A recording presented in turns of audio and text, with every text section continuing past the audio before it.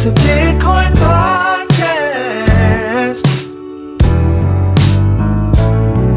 The only one that's making your money is you. Listen to the Bitcoin podcast. So hold on and listen to the Bitcoin podcast. Oh wait, I remember. Yeah, I remember. that? We have to go where the people are. That was what we need to do.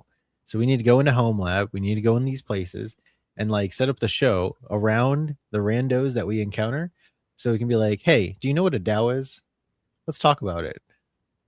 And they'll be like, we don't give a fuck. We just care about gaming mice and keyboards and fast frame rate for our Overwatch and Marvel Rivals shit and Arc Raiders. Hey man, I recently found out that my brother-in-law is a keyboard enthusiast like you. I went to go visit him for the first time in Texas, and this dude had keyboards hanging on his wall, and I was like, "Oh shit, I should take a picture and show Jesse." He's also he's a dink, so I mean that's a reasonable litmus test whether or not someone's like into something. If they're like putting it on their walls, all right, you've passed a threshold on like. This isn't Jesse's like, okay, he heard that. He's like, okay, I may actually be interested versus like this guy has a mechanical keyboard he bought from fucking Best Buy. I don't know. Yeah, exactly. If he starts putting them on the wall, you're right. Like he probably has some decent ones. I was messing around with this keyboard at Best Buy like 2 weeks ago, and I loved it. Like I was like, oh, this is so good. And I was like, if Jesse heard me say that, he probably stabbed me in the kidney. Yeah, it would not be hard. No, like anyways, guys, keyboards have gotten much better. Just to say that. Oh, there was one that was like perfect. I wanted to buy it on the spot, but wifey was there. Got to buy that shit when wifey's not around. Anyways, everybody, welcome to the Bitcoin Podcast. This is episode number 16, 17. It's in there. You could count. Just count them and watch all of them. Why not?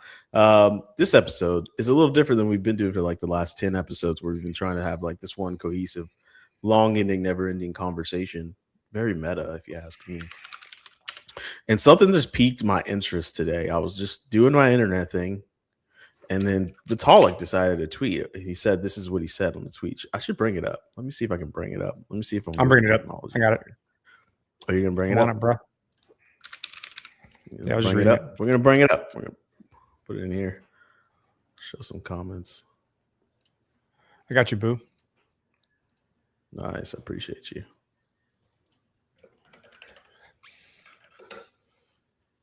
That big? Too big? Not big enough? I could barely read it. Can you read it? I can't read that. There we go.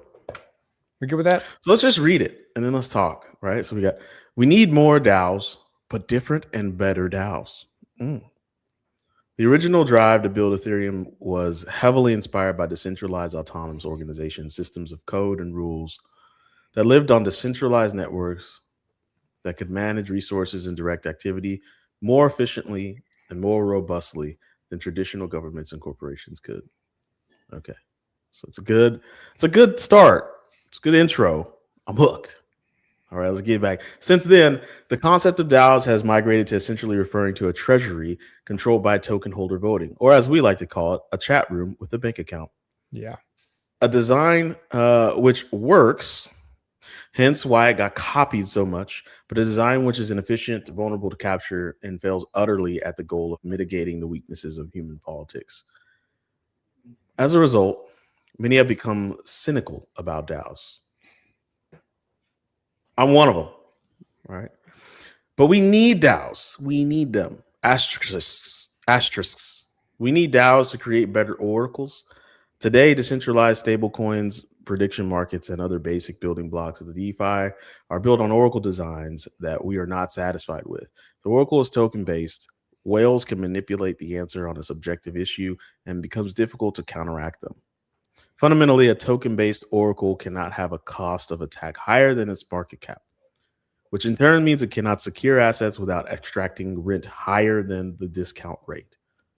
And if the oracle uses human curation, I almost said coercion for some reason, human curation, then it's not very decentralized. The problem here is not greed. The problem is that we have a bad oracle design, so we need better ones. And bootstrapping them is not just a technical problem, but also a social problem. All right, so that's 1 point. So he's talking about something technical here or something social. I don't know. Should we read the rest of the tweet or should we break it and stop it right there? Read it all. Let's go ahead and get through it. Here's another point. We need DAOs for on-chain dispute resolution. Ooh.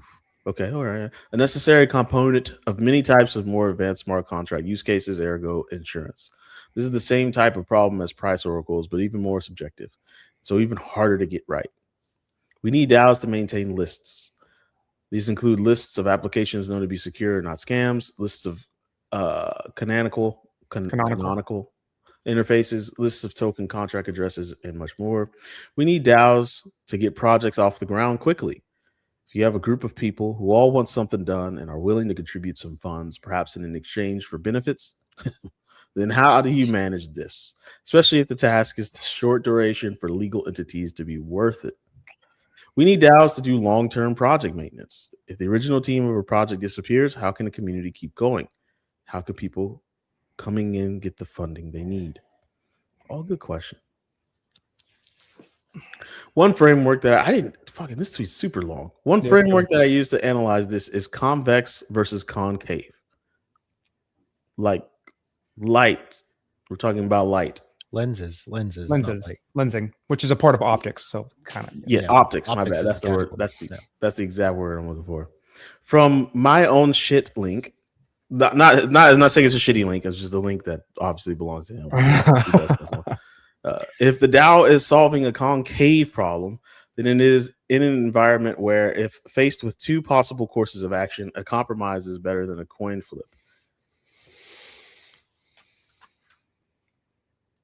We can talk about the. I mean, I went into the concave versus convex later. We can talk about it afterwards. Let's get through the whole thing. Yeah, let's keep going.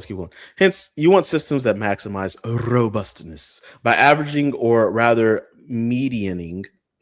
I think I've never seen someone use that as a verb. Medianing. Interesting. By medianing in input from many sources and protect against capture and financial attacks. If the DAO is solving a convex problem, then you want the ability to make decisive choices and follow through on them. In this case, leaders can be good. And the job of the decentralized process should be to keep the leaders in check. How do you define? Okay, sorry, my mind just keeps racing. For all this work, we need to solve two problems: privacy and decision fatigue. Without privacy, governance becomes a social game. See another link of mine to my shit that I do. And if people have to make decisions every week, for the first month, you see excited participation, but over time, willingness to participate and even to stay informed declines. Yes, that is the behavior curve of change. Okay, I see modern technology as opening the door to a renaissance here. Ooh, I like the R word. Specifically, zero knowledge, and in some cases, MPC/FHE. What is that? Multi-party computation, fully homomorphic encryption. I'm gonna get fully homomorphic. Though these should be used only when ZK alone cannot solve the problem for privacy. AI to solve decision fatigue, consensus finding communication tools like Polis. That's a good one. But going further, AI must be used carefully. We must not put full-size DeepSeek or worse GPT 5.2 in charge of a DAO and call it a day. Or we could and let the chaos reign, baby. No, rather, AI must be put in thoughtfully as something that scales and enhances human intention and judgment rather than replacing it. This could be done at DAO level, ergo, see how deepfunding.org works, or at individual level, user-controlled local LLMs that vote on their behalf.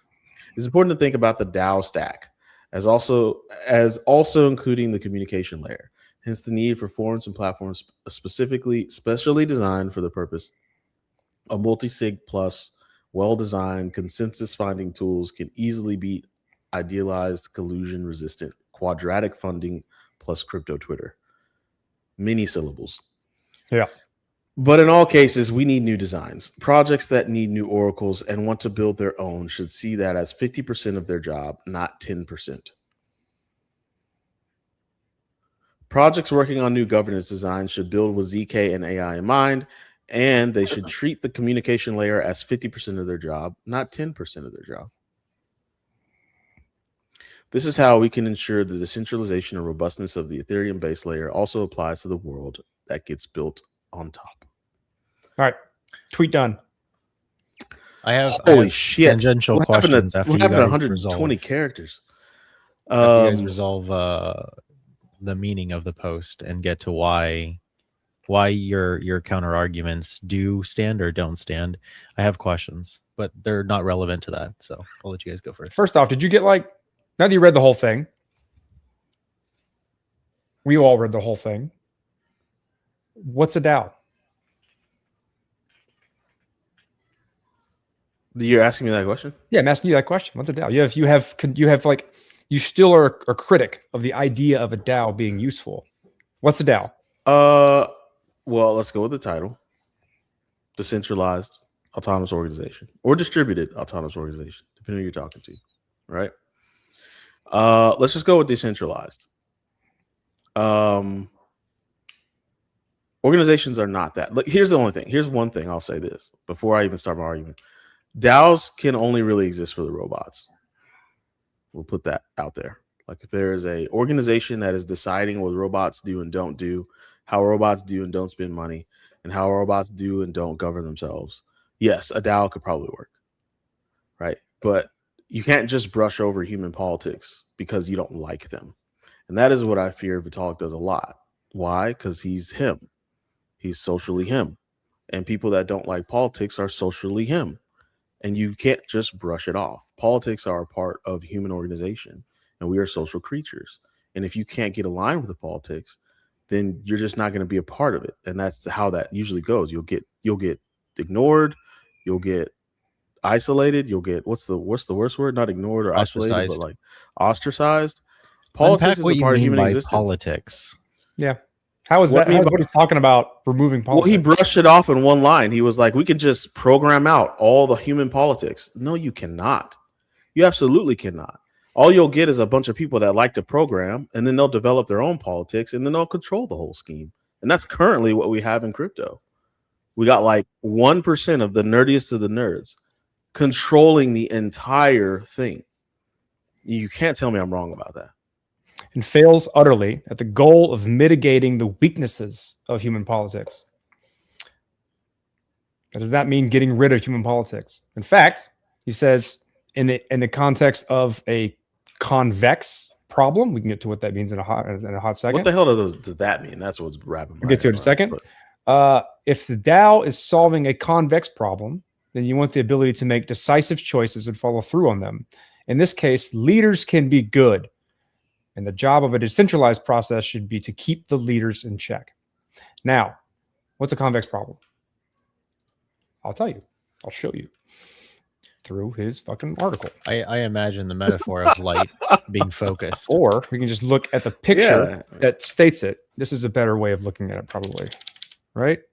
So if you can't see that, on the left, we have a concave worldview.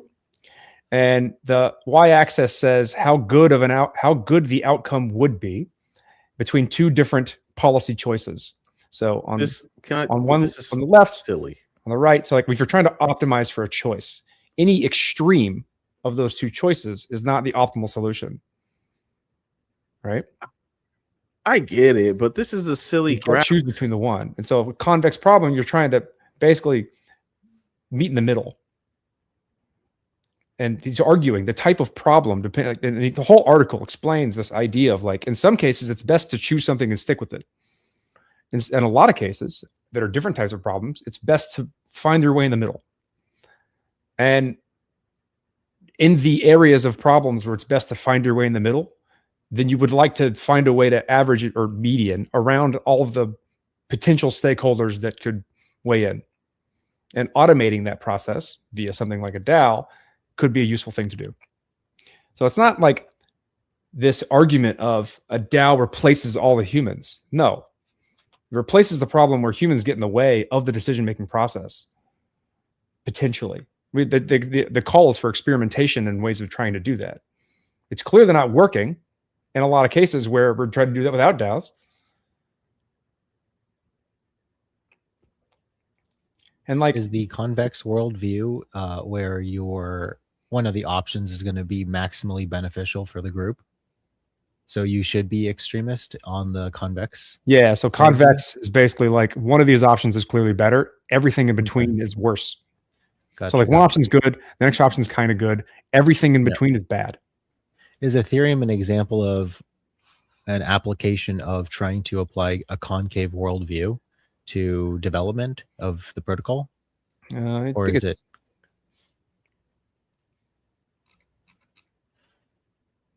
Someone with a convex disposition. We need to focus. Otherwise, we risk becoming the jack of all trades and a master of none. Anytime you hear like a slippery slope argument, they have a worldview that is convex. Of like, if we do this, it's going to be a slippery slope. Let's just stick to the simple plan and not meet a change from it. In some cases, that's a great thing to do. A concave disposition is like going to the extremes has never been good for us. You can die from being too cold or too hot. We need to find the balance between the two that's right. Like if you're looking for a nuance, meet in the middle, let's find out what's best by taking parts of the options and finding what works for us. That's a concave disposition. And in some problems, that's the right thing to do. In some problems, so it's very subjective. From like, I guess I'll just add my thoughts, but then I do want you and D to figure out some sort of common ground. But like my thoughts are completely orthogonal to that, which are like Paradigm and their support of Tempo. It looks like they're more convex worldview in terms of trying to solve the problem of bringing TradFi and blockchains together and maximizing performance of the underlying blockchain without really considering trying to be decentralized, because I imagine they are going to try optics wise to use Ethereum as a settlement layer, but what they will probably end up doing from a business standpoint is try to collect most of the EVM based liquidity and try to maybe drive Tempo as like a chain that usurps Ethereum. At least when I'm not, that's how I see Tempo, especially the people that they're gathering. They seem to want to make Ethereum, rather than a generalized world computer, more into an ASIC meant for financial products. If that makes any sense. Yeah, it does. I mean, that's the way the trend is going. This finance is totally eating crypto, which is, it's a great tool.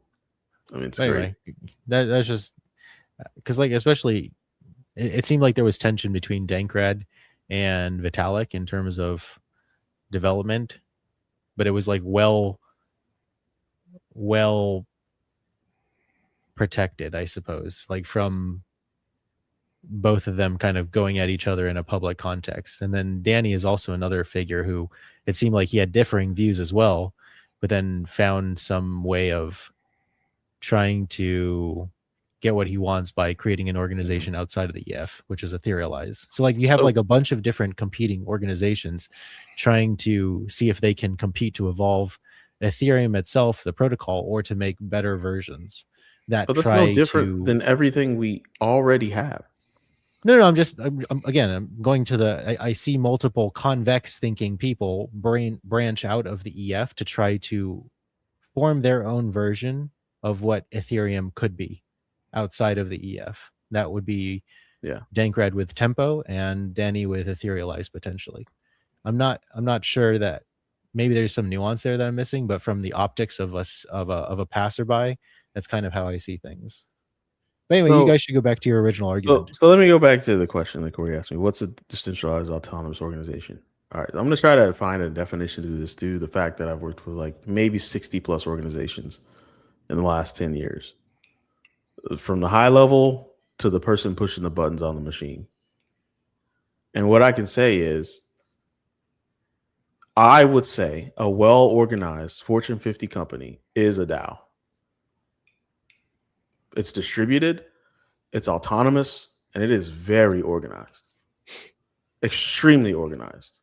Sometimes if you step in the wrong spot, you might get fired. Right? It is organized to the point, and it's autonomous to the point. Every 24 hours, there's a data refresh where everybody's looking at a common operating picture, and everybody can make decisions based on that common operating picture.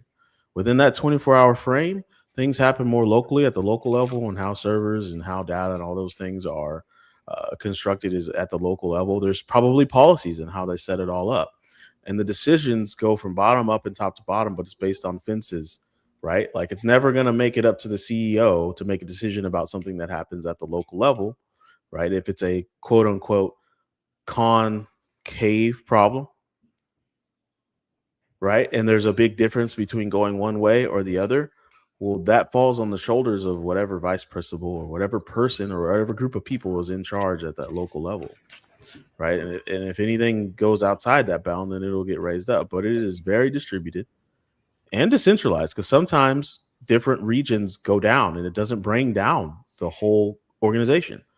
The whole organization continues to flourish and make money and profit and this, that, and the other. They just shut a region down because it was failing. That's not decentralized, right?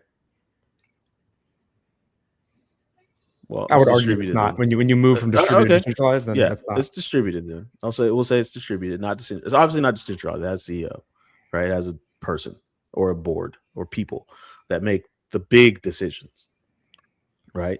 But is it autonomous? Yes. Every single time zone is doing the exact same things, hopefully, right? To get to the exact same results, right? So, in my opinion, a fine-tuned Fortune 50 company is a DAO. That's what we're striving for, that level of autonomy and that level of organization. I would agree with the striving for the ideal of these organizations, such that they are autonomous. They do only bring in the appropriate stakeholders for any given decision. But when you move from distributed to decentralized, it's a pretty huge step in that the people who are a part of the organization and whatever opinions they're bringing to the table that are relevant aren't necessarily aligned, and some can be maligned. And that becomes a much, much harder problem. Like Google is a distributed service, like provides a tremendous amount of distributed services. Like Google Drive works regardless of what data center you happen to be working on, because that data is distributed on the back end amongst a bunch of different servers, such that if one dies, you don't see any problem with the service you're consuming. But Google owns all of it. There's nothing you can do about that. And they have full autonomy on how they use that information and what they do with that stuff and how they change it and what services they even provide you. Like that step of creating infrastructure that allows for decentralized autonomous organizations, especially at the scale you're talking about, is wholeheartedly lacking and terrible. And so there are use cases out there where you need to have governance tooling that allows for not just one party to be in control, even if they're control over something massive. And because it's massive, it needs to be distributed. So what you're talking about are massive corporations and organizations that need to be distributed because one part can't fail because it's a part of a much more larger supply chain. But it's still under centralized control. There's still a tremendous asymmetry in the power of that organization. Would you agree with that? Yeah, I mean, absolutely. CEO comes into town, people start puckering up, obviously, right? It'd be different if that weren't the case, right? I guess what makes it difficult, this DAO thing, which we're trying to like force feed into humanity, I feel like we're forcing it, is that I can't find great examples in the recent history of something like a DAO helping that much. Chain Safe or Chainlink. Chainlink is a DAO. I did not know it operated as a DAO. Amin put it out. First comment. Is it really? First comment. Chainlink is a DAO.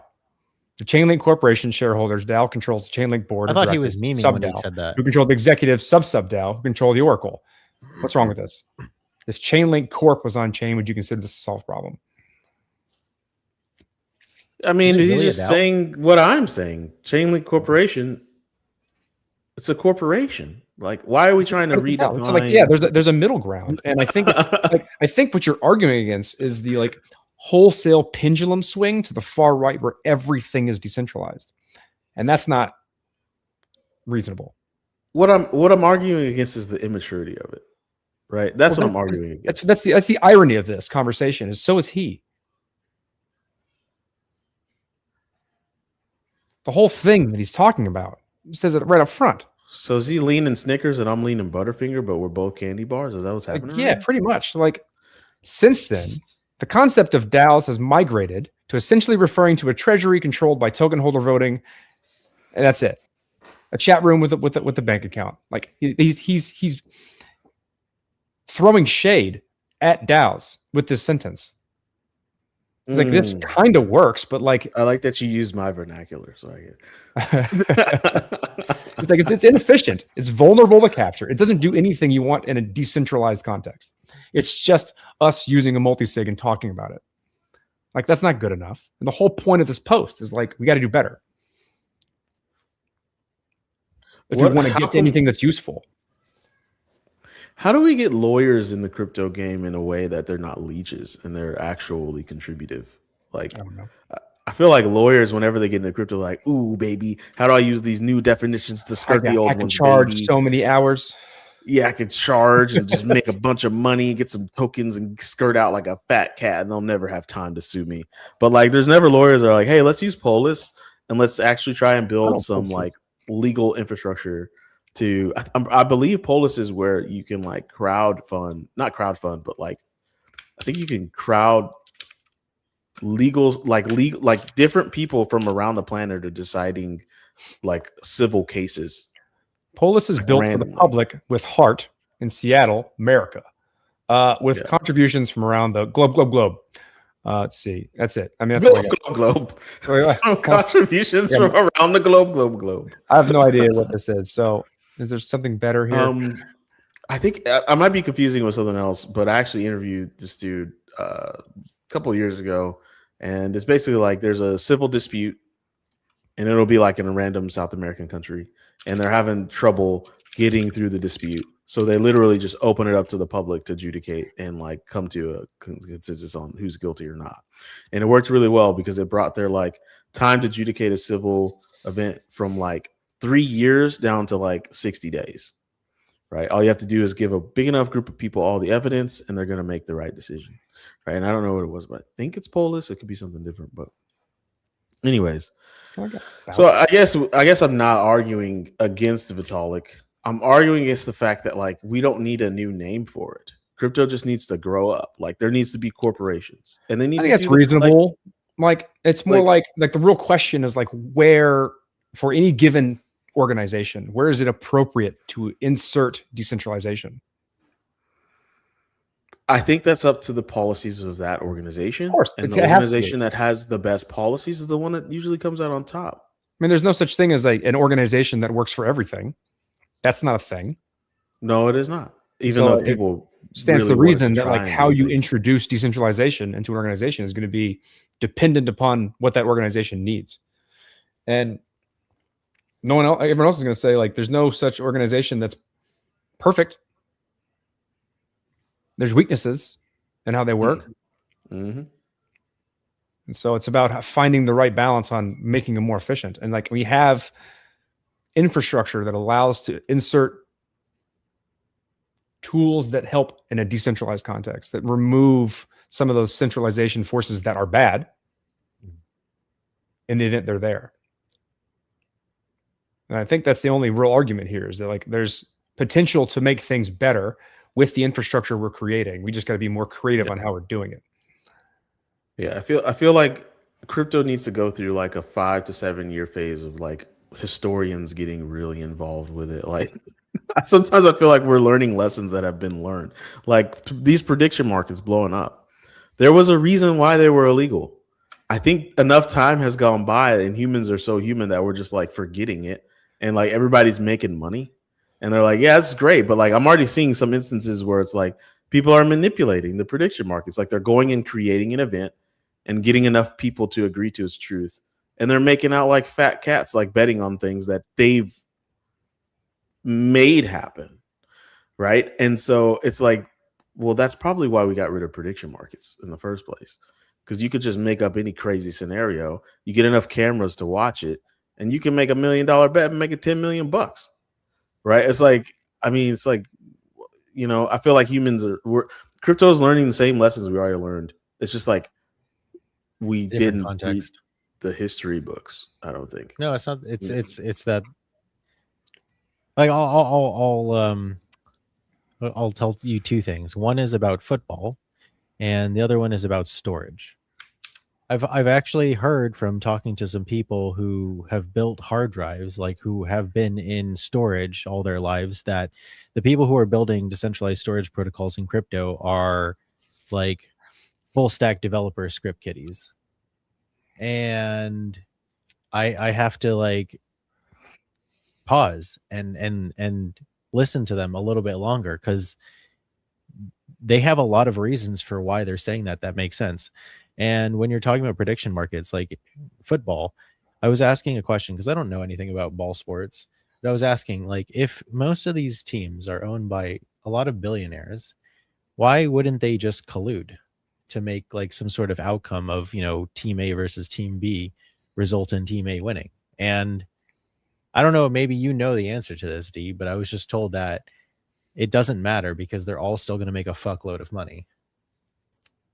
Pretty much that's where it comes. They're all so rich, right? And they make so much money no matter what. Like it's like, why have the energy to collude? So maybe like you're already making money. So like maybe prediction markets make sense, but there has to be obfuscation of. I love how Corey's actively researching something or reading about something as we're doing this. Seeing what Polo says. Sorry, go ahead, Jesse. Sorry, go ahead. I was distracted by that. No, I don't know. I see where both of you guys are coming from. I don't know. I tried to make sense of what would be a reasonable one, and I've seen other people make attempts, and yeah, it doesn't. I like operating in a small group of people. Like, I don't need thousands or hundreds or a lot of people to accomplish things that I want to do. Especially with AI tooling, you don't really need that many people. So like with these systems, like I agree with you, D. I think this is actually more relevant for like sensor devices. Like going back to a story I've said before on the podcast, where I had undergrad professors telling me that like the Coke vending machines were going to at some point be able to take a percentage of the revenue that they make from selling overpriced sodas versus buying them bulk in Costco, and be able to pay for their electricity by communicating with like an upstream solar device that, it's selling credits to them to, pay for the soda machines power costs per year. And then also the soda machine can fix itself. And if it runs out of soda, it can ping Coca-Cola, and then a Coca-Cola robot can come out and replenish its supply. Like that makes more sense to me. I could see that making more sense. And I think if you are to apply it in human systems, then like to what Vitalik is saying, to what you're saying, like it gets there needs to be more experimentation to encompass like Vitalik is saying, mitigating the weaknesses of human politics to try to diminish like the social hierarchy games that are played within larger organizations, like tit for tat games, or me trying to protect my position because I have a decent cushy job and I want to only hire people who have a subset of my skills, so I will always be relevant in the corporation, so that I'm never hiring somebody who's better than me. Like the whatever DAO goes into place has to mitigate humans trying to game the system. And that's a really hard problem because humans are very clever in how they can try to preserve their positions. Mm-hmm. You should see how I'm gonna get that damn keyboard from Best Buy without my wife knowing. Exactly. I mean, I feel what you're saying.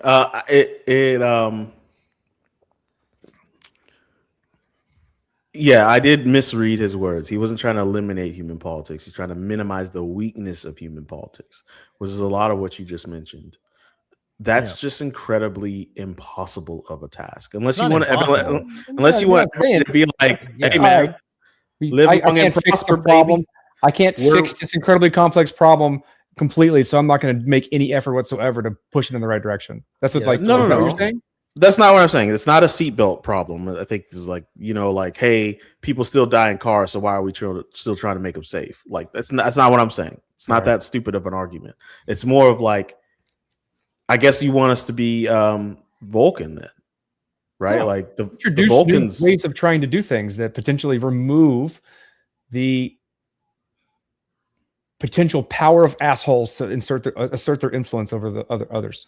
Like when you build organizations, which means groups of people coming together to do specific things, the larger that group becomes, the more tendency there is for assholes to exist within it.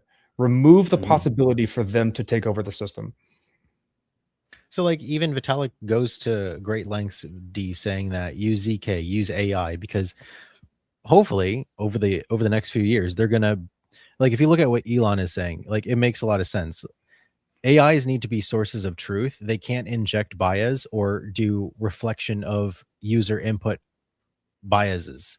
Like it can't, like you need something that is the arbiter of truth. That's what AI should be. If it ever will get to there, that's another thing. That's debatable. But you can also create multi-agent systems where you have like checks and balances. Anyway, this goes beyond, like, there are people who are thinking about this, D, and this is their shit. They wake up and they're excited to think about these problems. Even from like a simple standpoint, like when looking at decision fatigue, like you can generate agents on behalf of stakeholders that help point them to the things they should be paying attention to, and then summarize the gathered appropriate resources for them to make a decision quickly. That's a reasonable use of AI to help them make decisions faster with the relevant information for a given decision. Right. So like Delphi was trying to help you clone yourself in terms of your way of thinking based on, you feed it materials, your writings, your recordings, whatever. Like you can have a human clone of yourself or an AI clone of yourself. Like that would be essentially like a super powered administrative assistant where you just ask, hey, give me a quick summary of what I'm about to vote for. What would I err on? So you guys talked about what Vitalik was saying about decision fatigue. It's actually one of the things that I consult about. And can you when it comes to leadership, so it's reasonably useful to see? I can't. I was trying to. I don't know how to make it right click on it and say open image in new tab and then blow that up. Share this tab and control and then scroll wheel. There we go. Make it bigger, yeah. There we go. So I mean, this is one of the, like, I do a whole 2 weeks worth of workshops on this, and it is about when you're a leader, you've got to be ahead of the time curve on when your team is going through these emotional states with any change, right? Any change you try to make within the organization, whether big or small, people go through this like emotional change right here. Denial, frustration, depression, experiment. Like you got to know when your team is here in depression. But by the time they're in depression, you need to be up here in like interrogation. You can't see your mouse, but yeah. Oh, okay. Sorry. You got to be on the far right, right? You got to be ahead of your team, right? Because they're going to go through those things after you have already gone through them.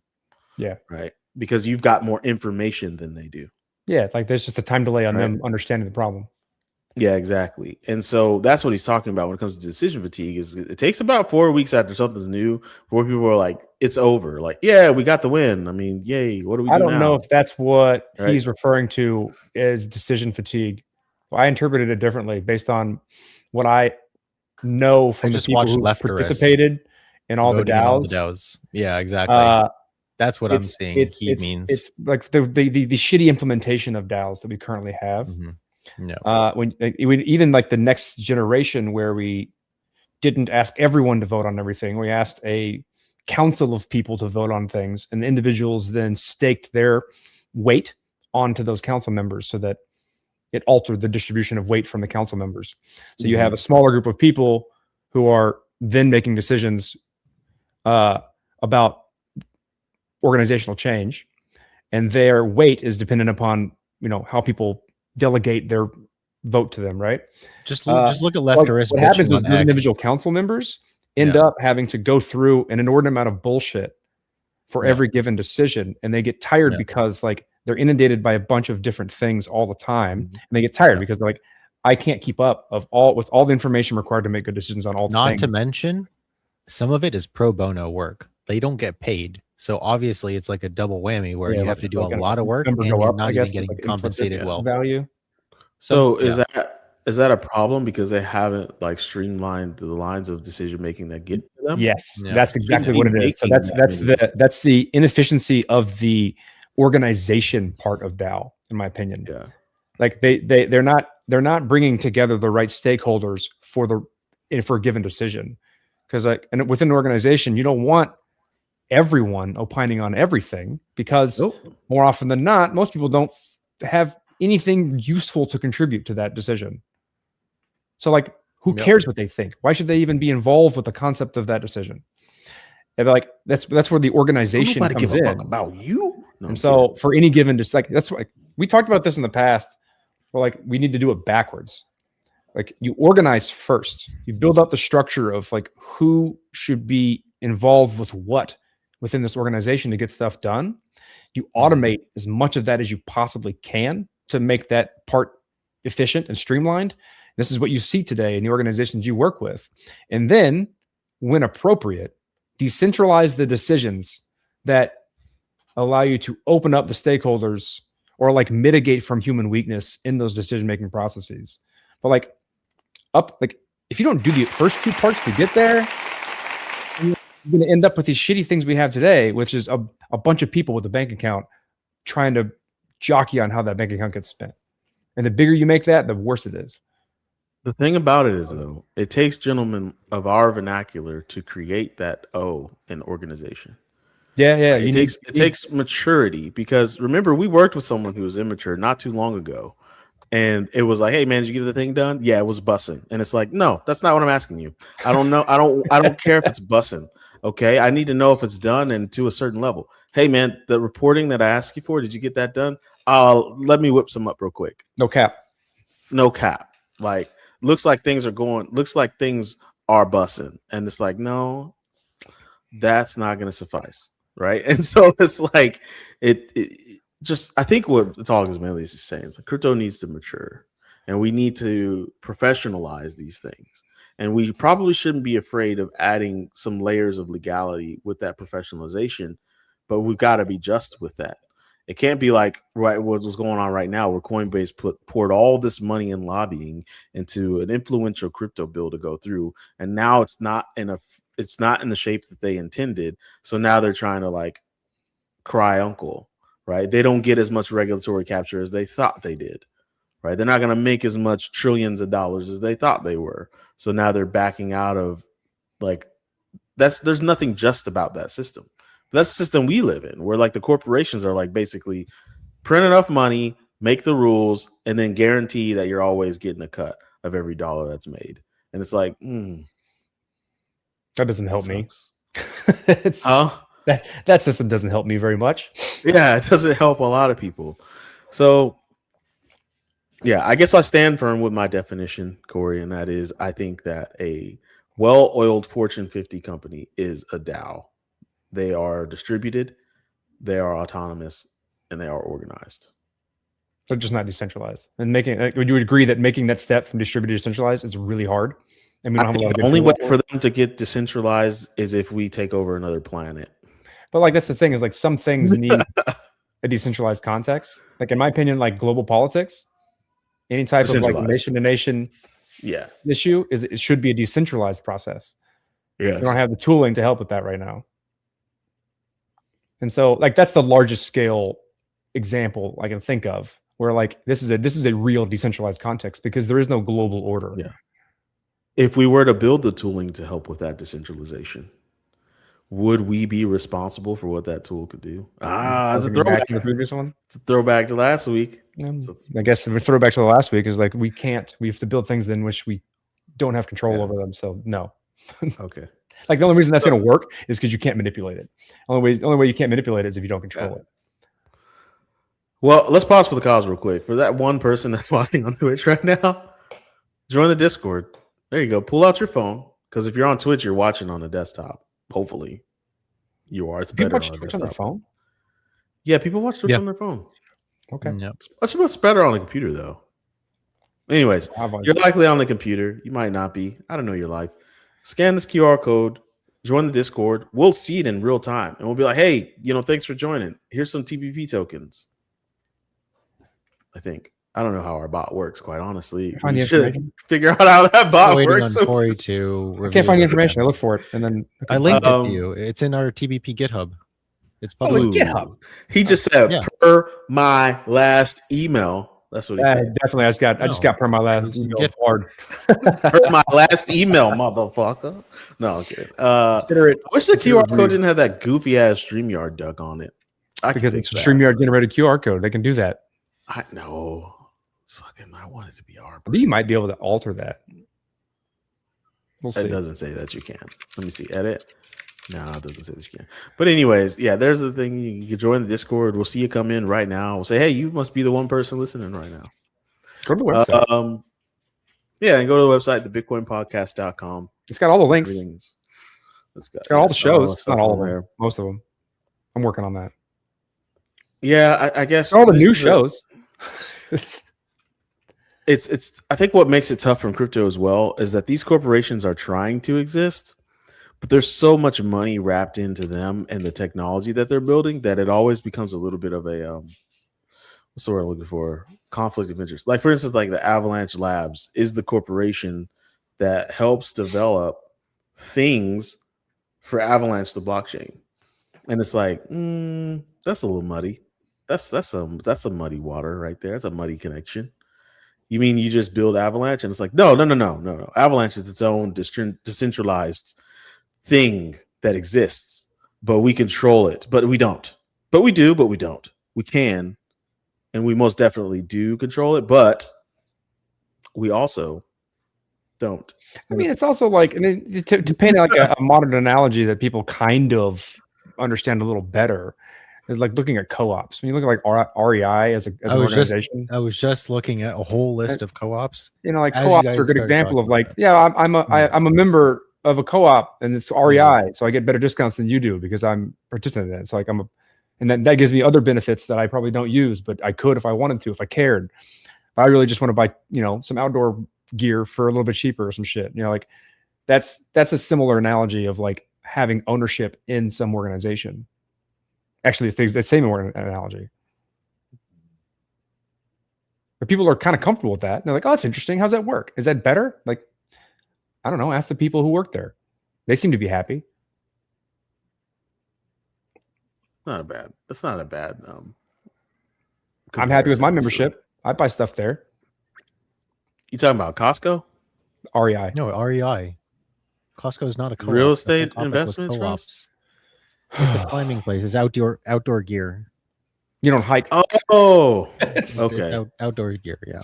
Y'all were literally about talking about like that. Okay, all right. I just don't know what it is. I'm sorry. Yeah. It's like Ace. Ace Hardware is another. Ace co-op. Hardware is also a co-op. Yeah. That's probably why they're sticking around. I might go to Ace Hardware once every 7 years. Like I really don't People know. who own them love them. I used to go to Ace. How I haven't though? gone They in a kind while. of suck. I'm just gonna be honest with you. I don't know, maybe they got good Just go for, profit like, a sharing. screw. Well, they have different suck. Lowe's sucks too in a lot of ways, but it also is good in a lot of ways. They might have good profit sharing. Like the people who work there get a cut commensurate to their effort. Cut of the juice. I like that. Those are good systems typically. Well, I guess like that was my definition of a DAO. I hope it wasn't too skirty. But what would your definition of a DAO be, Jesse? No, I would think along the lines of like a co-op. Like if you're thinking of practically speaking, not like some sort of idealized DAO. Yeah, I would take like inventory management. That's something you could do and you could automate away and then just have like, like the way that Amazon warehouses have automated a lot of tracking and moving of inventory within warehouses. You could do stuff like that. Mhm. Just have a bunch of robots Yeah. communicate with each other. That needs automation so desperately. Amazon had such a head start on everybody. Mm-hmm. Oof. Have you seen what they have now? They have like they look like little skateboards, and then they just go underneath pallets, and then The they pallet just jack jacks? themselves up. Oh my god, Yeah. they're so cool, man. I'm actually doing a job that is going to be touch warehousing, so I'm going to get a lot of experience in that. Nice. Trying to take a system that was built for made to order. It's become made to stock, and I have to help them go from that to a hybrid model. What's the difference between made to order, made to stock? Is it the second one is you're preparing to pre-order volumes ahead of buys? One is just you're making stuff to keep a stock in a warehouse so you can sell it. One is I put in an order and I want my pizza. Right. If you don't from the base level design your warehouses appropriately for that, you will suck, and it will cost you lots of money. It's like millions of dollars. Conservatively designed for not current capacity, but future looking capacity. Yeah. So, well, I mean, and Corey, did you give your definition of a DAO? Yeah. I walked through the whole damn thing, each letter. You did? Bro. Okay. All right. Well, I mean, like, I want to like something that could go in the dictionary, not like he wants a fortune cookie rehash of what you said in 10 words or less. It's an organization that leverages decentralized infrastructure to run itself more efficiently. Okay. That will do. Well, good conversation. I know it goes against the grain of us having an extended conversation. But for those of you that are going to watch this after we record it, please like and subscribe. Also join the Discord. You can join the Discord by going to that QR code. This QR code is in our system, but I don't know where that goes. But that QR code up there in the top right will get you into the Discord. And we'll see you come in. We'll say, hey, man, thanks for watching the show. We talk crypto, but we don't talk crypto in the ways that are all you guys not watching YouTube crypto creators anymore. We've seen the stats. It's dropping dramatically. People are tired of the same old crypto bullshit. Price go up, number go up. Who's making a thing that make number go up? We're not that. We're a breath of fresh air, right? A breath of really humidified fresh air that's good for your lungs. And that's what you get when you listen to the Bitcoin podcast or watch the Bitcoin podcast. You can go on Spotify. We're all the places. So we're gonna close this out unless you guys want to talk about anything else interesting that happened in crypto. That works for me. All right, guys. If you haven't seen it, shout out to old long neck, wide smile, Zoe Saldana. Avatar: Fire and Ash is an excellent movie. I give it 5 out of 5 stars. And if you're asking, this weekend, Giant Blue Alien would.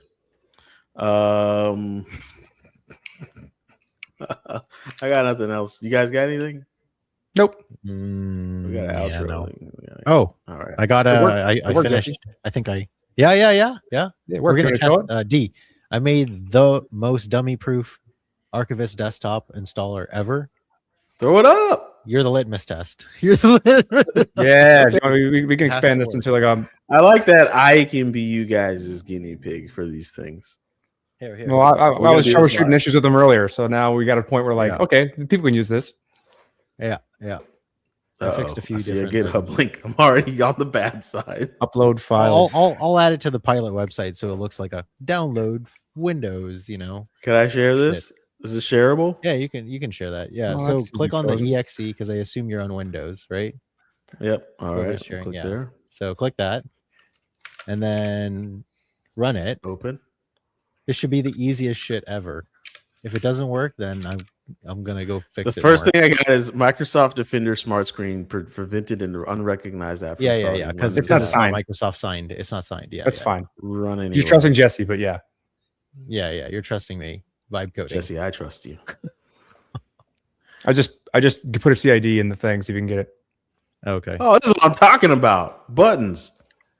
Share your screen. Buttons. Share screen. Share the experience. I gotta share that. I gotta get rid of the StreamYard share real quick. Let me remove and let me share. That was what it was missing, Corey. The protocol needed buttons.